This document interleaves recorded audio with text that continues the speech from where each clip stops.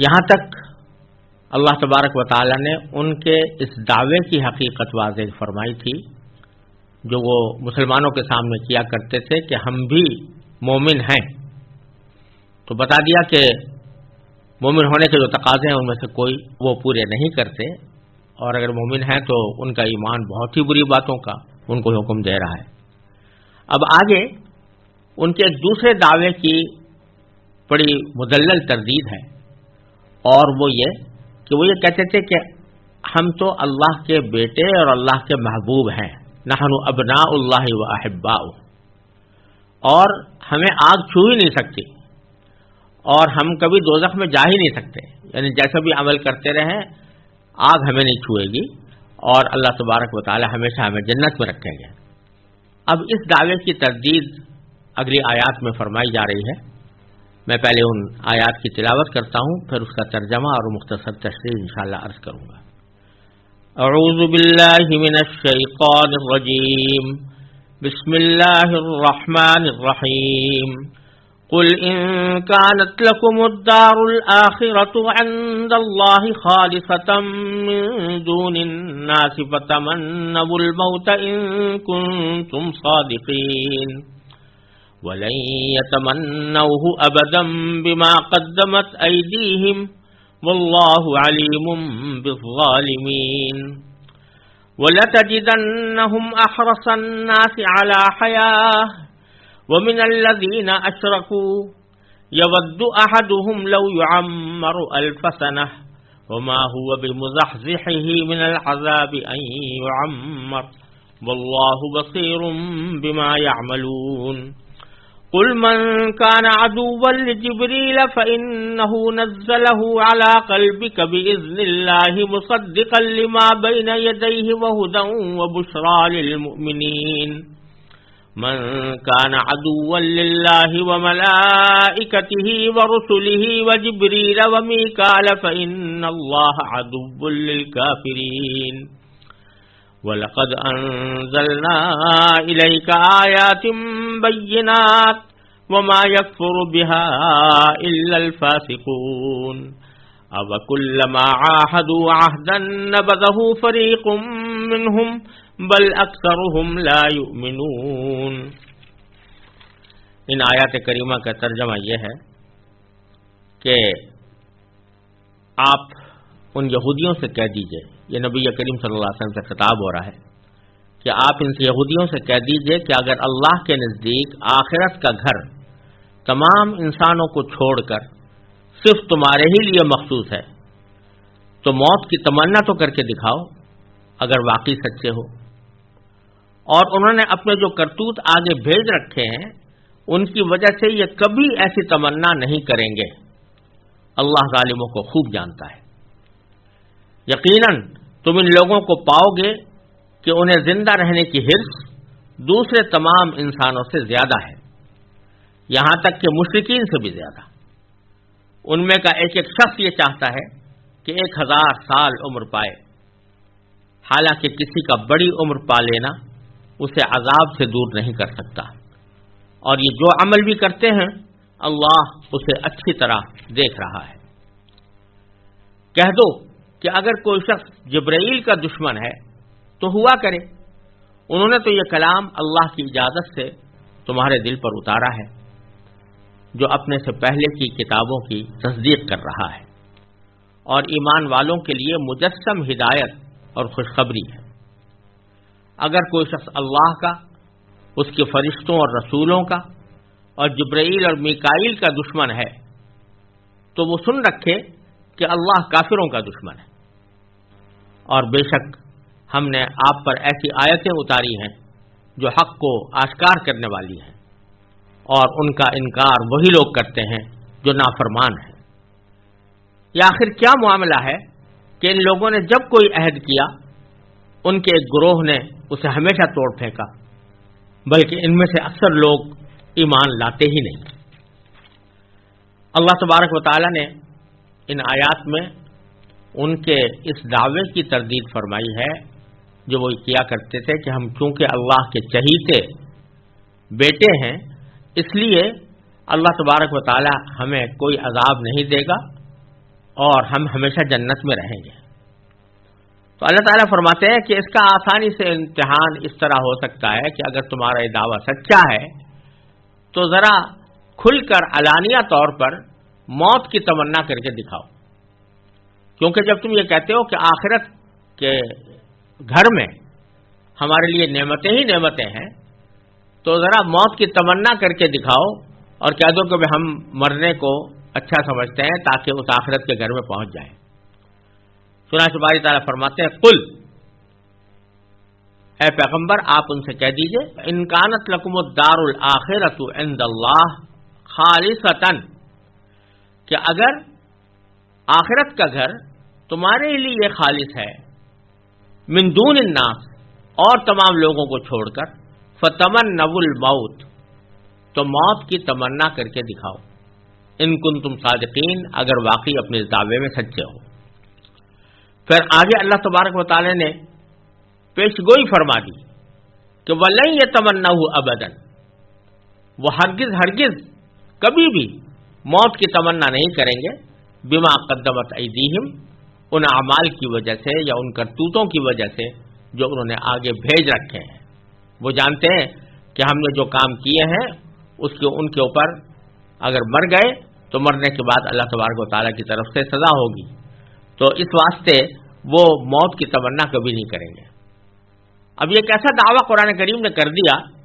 جس کو جھٹلانا ان کے لیے بہت ہی آسان تھا۔ وہ اگر ایک مرتبہ آ کر کہہ دیتے زبان سے کہ قرآن تو کہہ رہا ہے کہ وہ کبھی تمنا نہیں کریں گے، لیکن ہم آپ کے سامنے کھلم کھلا کہتے ہیں کہ ہم موت کی تمنا کرتے ہیں، تو یہ کہہ دینا کوئی مشکل نہیں تھا، اس تمنا کا اظہار کر دینا کوئی مشکل کام نہیں تھا۔ لیکن وہ جانتے تھے کہ اللہ تبارک و تعالیٰ نے جب یہ فرمایا ہے کہ وہ کبھی نہیں کریں گے، اور تو اگر ہم نے وہ تمنا کر لی تو اسی وقت ہمیں موت آ جائے گی، اور ظاہر ہے کہ موت سے ڈرتے تھے، تو اس واسطے زبان سے بھی انہوں نے تمنا کا اظہار کرنا کسی بھی طریقے سے گوارا نہیں کیا۔ حالانکہ اللہ تبارک و تعالیٰ نے یہ چیلنج دے دیا ان کو کہ اگر تم سچے ہو تو تمنا کر کے دکھاؤ، بولے یہ لیکن اور ساتھ ہی فرما دیا کبھی نہیں کریں گے۔ اور ایسے ہی آگے ایک سورہ جمعہ کے اندر بھی اللہ تبارک نے فرمایا وَلَا يَتَمَنَّوْنَهُ أَبَدًا، وہ کبھی بھی تمنا نہیں کریں گے۔ تو یہ چیلنج دے دینا اور یہ دعویٰ کر دینا کوئی آسان بات نہیں ہے، یہ کوئی اللہ تعالیٰ کے سوا کوئی نہیں کر سکتا، کیونکہ یہ چیلنج دے دینا کہ اگر تم تمنا کر کے دکھا دو گے تو گویا تم سچے ہوگے اپنے ایمان کے دعوے میں، یہ بہت بڑا چیلنج تھا۔ لیکن انہوں نے اس چیلنج کو قبول نہیں کیا، ان میں سے کوئی فرد بھی آگے نہیں بڑھا یہ کہنے کے لیے کہ ہمیں موت کی تمنا ہے۔ تو آگے اللہ تبارک و تعالیٰ فرماتے ہیں وَلَتَجِدَنَّهُمْ أَحْرَصَ النَّاسِ عَلَىٰ حَيَاةٍ، موت کی تمنا تو وہ کیا کرتے، تم ان لوگوں کو پاؤ گے کہ انہیں زندہ رہنے کی حرص دوسرے تمام انسانوں سے زیادہ ہے۔ وَمِنَ الَّذِينَ أَشْرَكُوا، یہاں تک کہ ان لوگوں سے بھی زیادہ ہے کہ جو بت پرست ہیں۔ بت پرست لوگ وہ بھی زندگی کی اتنی ہوس نہیں کر سکتے جتنا کہ یہ یہودی لوگ اپنے زندہ رہنے کو پسند کرتے ہیں، بلکہ آگے اللہ تعالیٰ نے فرمایا یود احدہم، ان میں سے ایک ایک شخص یہ چاہتا ہے کہ لو یعمر الف سنہ، کہ وہ 1000 سال عمر پائے۔ حالانکہ اللہ تعالیٰ فرماتے ہیں وما هو بمزحزحہ من العذاب، یہ بات اس کو عذاب سے دور نہیں کر سکتی، ان یعمر، کہ اس کی عمر لمبی ہو جائے۔ واللہ بصیر بما یعملون، اور اللہ تبارک و تعالی ان کے تمام اعمال کو اچھی طرح دیکھ رہا ہے۔ تو یہ بھی بتا دیا کہ ان کو زندہ رہنے کی حرص بہت ہے، دوسرے لوگوں سے زیادہ ہے، لہذا تمنا تو یہ کیا کریں گے۔ اور دوسرے یہ بھی بتا دیا کہ لمبی عمر پا لینا یہ انسان کو عذاب سے نجات نہیں دے سکتا، اس کی کتنی ہی لمبی عمر ہو جائے، لیکن اگر اس نے اعمال خراب کیے ہیں، اس کے عقیدے خراب ہیں، تو لمبی عمر پانے کے بعد جب وہ اللہ تعالیٰ کے سامنے پیش ہوگا تو اس کو اپنے کیے کی سزا بھگتنی ہوگی۔ پھر آگے اللہ تبارک و تعالیٰ نے ان کے اس دعوے کی ایک اور طریقے سے بھی تردید فرمائی ہے. وہ یہ کہ تم کہتے ہو کہ تم اللہ کے بیٹے ہو، اللہ کے منتخب بندے ہو، اللہ تعالیٰ کے چہیتے ہو، حالانکہ تمہارا حال یہ ہے کہ تم اللہ تبارک و تعالیٰ کے جو سب سے مقرب فرشتے ہیں حضرت جبرائیل علیہ السلام، ان کے بارے میں تم صاف صاف کہتے ہو کہ یہ ہمارے دشمن ہیں اور ہم ان کے دشمن ہیں. اور ہوا یہ تھا کہ جب نبی کریم سرور دو عالم صلی اللہ علیہ وسلم پر وحی نازل ہونی شروع ہوئی تو اس وقت آپ نے لوگوں کو یہ بھی بتایا کہ یہ وحی حضرت جبرائیل علیہ السلام جو اللہ تعالیٰ کے مقرب فرشتے ہیں وہ میرے پاس لے کر آتے ہیں. جب یہودیوں نے یہ سنا تو انہوں نے کہا کہ جبرائیل تو ہمارے دشمن ہیں، ہم تو ان کو اپنا دشمن سمجھتے ہیں، اگر کوئی اور فرشتہ وہی لے کر آتا تو ہو سکتا تھا کہ ہم بات مان لیتے، لیکن یہ تو ہمارے دشمن فرشتے ہیں. اب یہ بیوقوفی کی بات انہوں نے کہی تھی تو اللہ تبارک و تعالیٰ فرماتے ہیں کہ جب تم خود جبرائیل کو اپنا دشمن سمجھتے ہو جبکہ جبرائیل علیہ السلام اللہ تعالیٰ کے مقرب فرشتے ہیں، تو جو شخص اللہ تعالیٰ کے فرشتوں کو اپنا دشمن مانے تو اللہ تعالیٰ اس کا دشمن ہے، کیونکہ اللہ تبارک و تعالیٰ ہی کی مقدس مخلوق ہے فرشتے. تو جو کوئی ان کا دشمن ہوگا وہ اللہ کا دشمن ہوگا. تو تم اللہ کے چہیتے کیسے ہو سکتے ہو جبکہ اللہ تعالیٰ کے فرشتوں کی تم تکذیب کرتے ہو اور ان کو اپنا دشمن سمجھتے ہو. تو فرمایا اے پیغمبر قل، آپ کہہ دیجئے من کان عدوا لجبریل، کہ اگر کوئی شخص جبریل کا دشمن ہے تو اللہ تعالیٰ کو اس کی کیا پرواہ ہو سکتی ہے، وہ ہوا کرے. فإنه نزلہ علی قلبک، تو واقعہ تو یہی ہے کہ یہ کلام اللہ قرآن کریم یہ اللہ تعالیٰ کی اجازت سے انہوں نے ہی تمہارے دل پر اتارا ہے، یعنی جبریل علیہ السلام نے اتارا ہے. نزلہ علی قلبک بإذن اللہ مصدقا لما بین یدیہ، اور وہ کلام اس طرح اتارا ہے کہ وہ اپنے سے پہلے کی کتابوں کی تصدیق کر رہا ہے، یعنی اس میں نبی آخر الزمان صلی اللہ علیہ وسلم کی تشریف آوری کی جو بشارتیں ہیں یہ ان کو پورا کر رہا ہے. اور وہدن وبشریٰ للمؤمنین، یہ ہدایت ایمان والوں کے لیے مجسم ہدایت ہے اور بشرا ہے یعنی خوشخبری ہے اس بات کی کہ ان کے ایمان و عمل صالح کے نتیجے میں آخرت کی زندگی ان کے لیے بہترین ہوگی. اور پھر اللہ تعالیٰ نے فرمایا کہ وَلَقَدْ أَنزَلْنَا إِلَيْكَ آيَاتٍ بَيِّنَاتٍ، اور ہم نے آپ کے پاس ایسی آیتیں اتاری ہیں جو حق کو واضح کرنے والی ہیں. وَمَا يَكْفُرُ بِهَا إِلَّا الْفَاسِقُونَ، اور ان کا انکار وہی لوگ کرتے ہیں جو نافرمان ہیں. تو در حقیقت یہ لوگ جب ان آیتوں کا انکار کر رہے ہیں تو یہ اپنے نافرمانی کا ثبوت دے رہے ہیں اور اپنے اس دعوے کی تردید مہیا کر رہے ہیں کہ وہ اللہ تعالیٰ کے منتخب بندے ہیں. پھر فرمایا کہ اوا کلما عاہدوا عہدا، یہ آخر کیا معاملہ ہے کہ ان لوگوں نے جب کوئی عہد کیا اللہ تبارک و تعالیٰ سے یا اللہ کے پیغمبروں سے، نبذہ فریق منہم، تو ان کے ایک گروہ نے اسے ہمیشہ توڑ پھینکا، اس عہد کو توڑ ڈالا. بل اکثرہم لا یؤمنون، بلکہ ان میں سے اکثر لوگ ایمان لاتے ہی نہیں ہیں. اس کے بعد اللہ تبارک و تعالی نے اگلی آیات میں یہ بیان فرمایا ہے کہ وہ نہ صرف یہ کہ رسول اللہ صلی اللہ علیہ وسلم کی تصدیق نہیں کرتے اور آپ کی بات کو نہیں مانتے، آپ کو رسول تسلیم نہیں کرتے، اس کے بجائے جب رسول اللہ صلی اللہ علیہ وسلم کی رسالت کو ماننے کا معاملہ آتا ہے تو اللہ کی کتاب کو تو یہ پیچھے ڈال دیتے ہیں، اللہ تعالیٰ کی کتاب کو تو پس پش ڈال دیتے ہیں. یعنی تورات کو بھی، کیونکہ تورات کے اندر نبی آخر الزمان صلی اللہ علیہ وسلم کی تشریف آوری کی بشارتیں موجود تھی، اس کو بھی پس پش ڈال دیتے ہیں، اور خود یہ کتاب جو اللہ تعالیٰ کی نازل ہوئی ہے اس کو بھی پس پش ڈال دیتے ہیں، گویا کہ ان کو اس کا پتہ ہی نہیں تھا. اور اللہ کی کتاب کو پس پش ڈالنے کے بعد پیچھے پڑے ہوئے ہیں کچھ ایسے جادو منتروں کے، جو جادو ٹوٹکوں کے، کہ جن کی کوئی حقیقت ہی نہیں ہے اور بعض اوقات وہ کفر تک پہنچ جاتے ہیں، ان کا ذکر کیا ہے آگے اللہ تبارک و تعالی نے آگے کی آیات میں۔ ان آیات کی میں تلاوت کرتا ہوں اور پھر ترجمہ اور اس کی تھوڑی تشریح۔ وَلَمَّا جَاءَهُمْ رَسُولٌ مِّنْ عِندِ اللَّهِ مُصَدِّقٌ لِّمَا مَعَهُمْ نَبَذَ فَرِيقٌ مِّنَ الَّذِينَ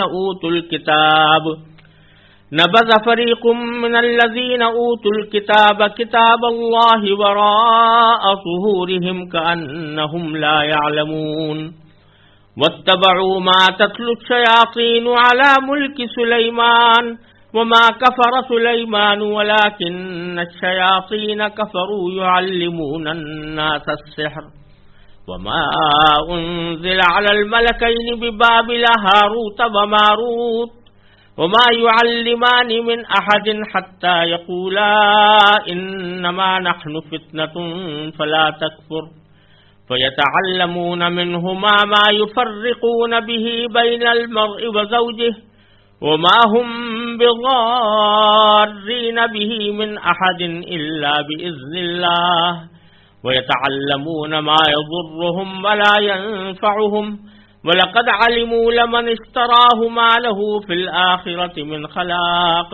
وَلَبِئْسَ مَا شَرَوْا بِهِ أَنفُسَهُمْ لَوْ كَانُوا يَعْلَمُونَ وَلَوْ أَنَّهُمْ آمَنُوا وَاتَّقَوْا لَمَثُوبَةٌ مِّنْ عِندِ اللَّهِ خَيْرٌ لَوْ كَانُوا يَعْلَمُونَ۔ ان آیات کا ترجمہ یہ ہے کہ جب ان کے پاس اللہ کی طرف سے ایک رسول آئے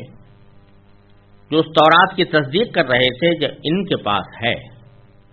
تو اہل کتاب میں سے ایک گروہ نے اللہ کی کتاب کو اس طرح پس پش ڈال دیا گویا وہ کچھ جانتے ہی نہ تھے، اور ان منتروں کے پیچھے لگ گئے جو سلیمان علیہ السلام کی سلطنت کے زمانے میں شیاطین پڑھا کرتے تھے۔ اور سلیمان علیہ السلام نے کوئی کفر نہیں کیا تھا، البتہ شیاطین لوگوں کو جادو کی تعلیم دے کر کفر کا ارتکاب کیا کرتے تھے۔ نیز یہ لوگ اس چیز کے پیچھے لگ گئے جو بابل شہر میں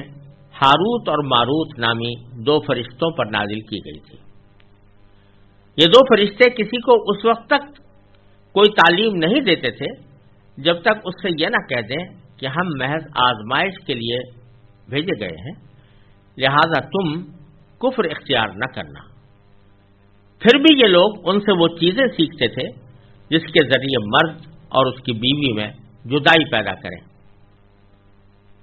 ویسے یہ واضح رہے کہ وہ اس کے ذریعے کسی کو اللہ کی مشیت کے بغیر کوئی نقصان نہیں پہنچا سکتے تھے، مگر وہ ایسی باتیں سیکھتے تھے جو ان کے لیے نقصان دہ تھیں اور فائدہ مند نہیں تھیں، اور وہ یہ بھی خوب جانتے تھے کہ جو شخص ان چیزوں کا خریدار بنے گا آخرت میں اس کا کوئی حصہ نہیں ہوگا، اور حقیقت یہ ہے کہ وہ چیز بہت بری تھی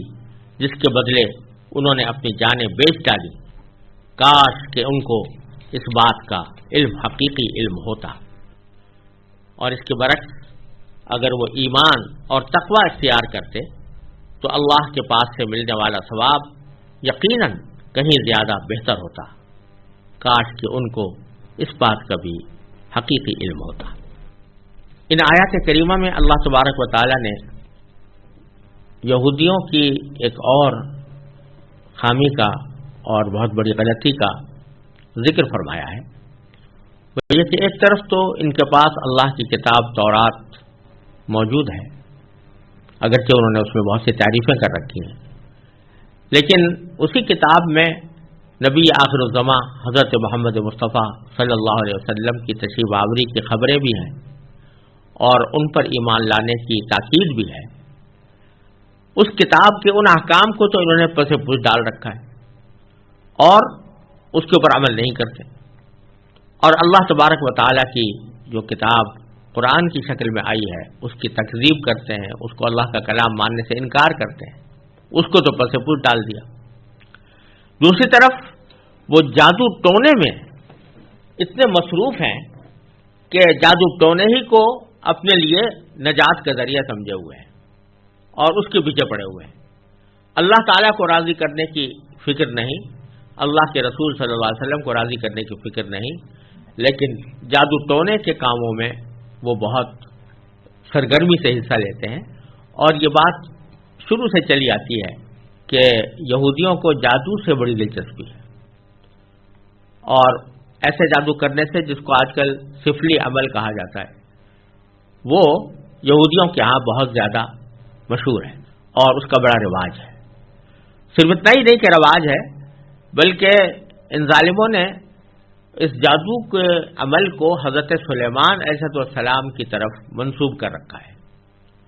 اور یہ کہا ہوا ہے کہ حضرت سلیمان علیہ السلام نے جادو کو رواج دیا تھا اور وہ خود بھی جادو کیا کرتے تھے.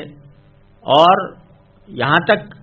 ان کی کتابوں میں مذکور ہے، بائبل کے اندر موجود ہے کہ وہ آخر زمانے میں مرتد ہو گئے تھے، یعنی انہوں نے اللہ تعالیٰ کے دین کو چھوڑ کر بت پرستی اختیار کر لی تھی اور جادوگروں کے پیچھے لگے ہوئے تھے.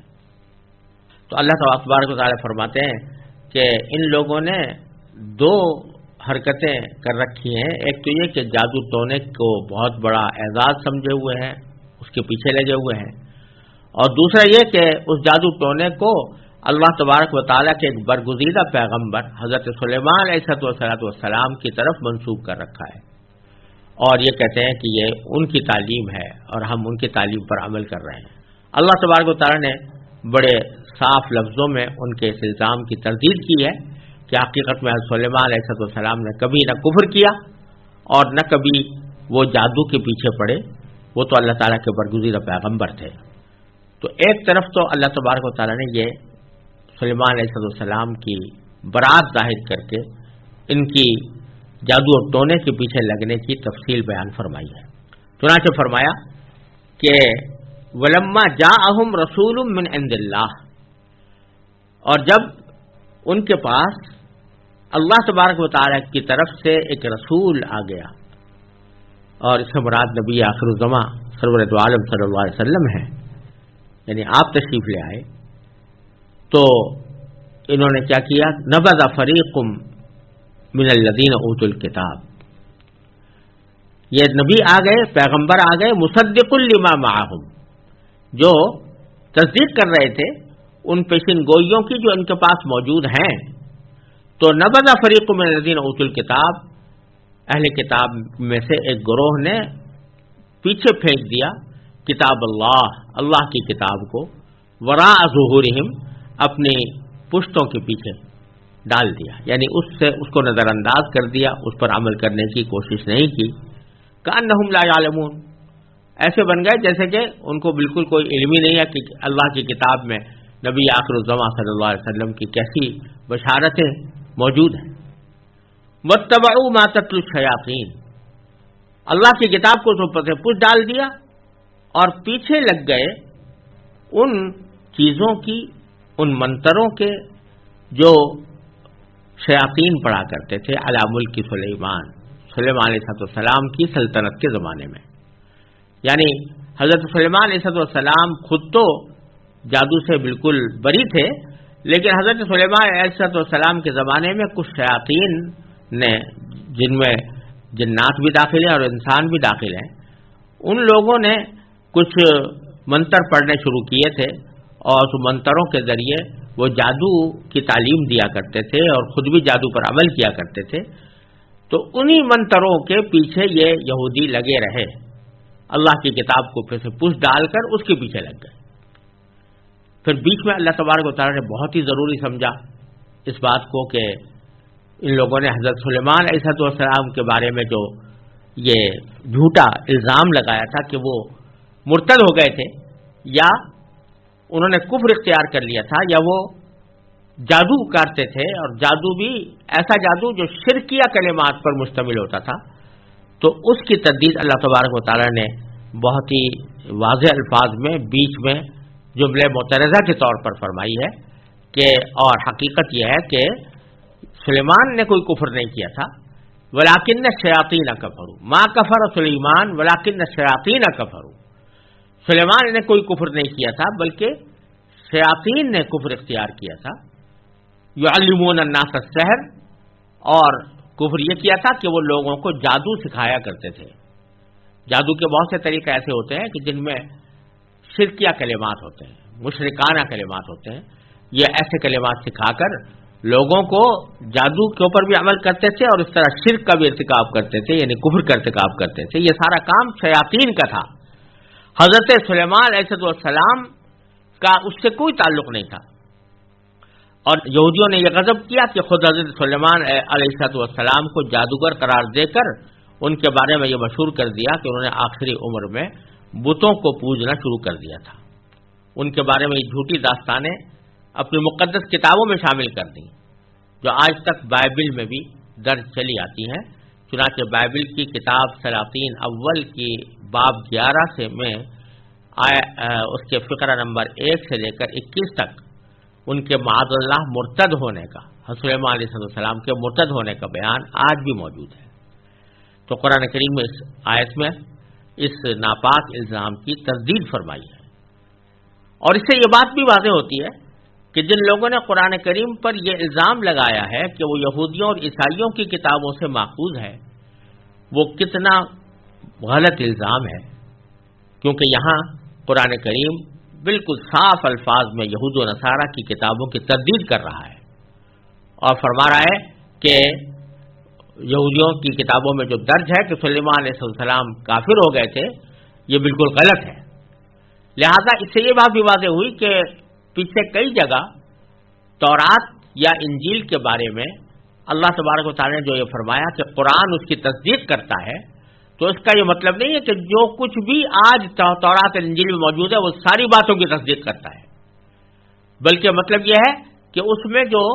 دین کے بنیادی عقائد ہیں ان کی تصدیق کرتا ہے، توحید کی تصدیق کرتا ہے۔ اسی طرح اس بات کی تصدیق کرتا ہے کہ اس میں نبی آخر الزماں صلی اللہ علیہ وسلم کی تشریف آوری کی بشارتیں موجود ہیں۔ یہ مطلب نہیں ہے کہ اس کی ہر بات کی تصدیق کرتا ہے، چنانچہ یہاں صریح لفظوں میں اللہ تبارک و تعالیٰ نے اس بات کی تردید کی جو تورات میں واضح الفاظ میں موجود ہے۔ تو معلوم ہوا کہ یہ الزام بالکل غلط ہے کہ قرآن ماخوذ ہے یہود و نصارہ کی کتابوں سے، اور یہ بات بھی غلط ہے کہ جہاں وہ تصدیق کر رہا ہے تو ان کی ساری باتوں کی تصدیق کر رہا ہے، یہاں واضح طور پر اس کی تردید فرمائی۔ پھر اس سے ایک اور بات بھی معلوم ہوتی ہے کہ یہ بات کہ بائبل میں حضرت سلیمان علیہ السلام کا مرتد ہونا مذکور ہے،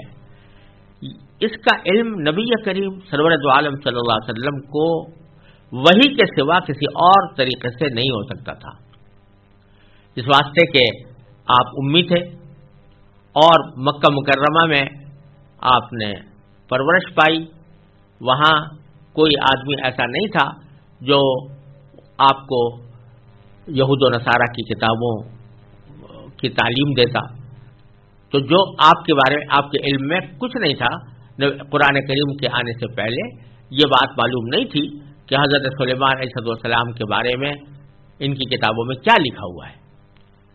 یہ بات جو معلوم ہوئی اور اس کی جو تردید فرمائی، یہ اس بات کی واضح دلیل ہے کہ آپ یہ بات اللہ جل جلالہ کی طرف سے وحی پا کر ارشاد فرما رہے ہیں، اور وحی کے بغیر آپ کو اس کا علم نہیں ہو سکتا تھا۔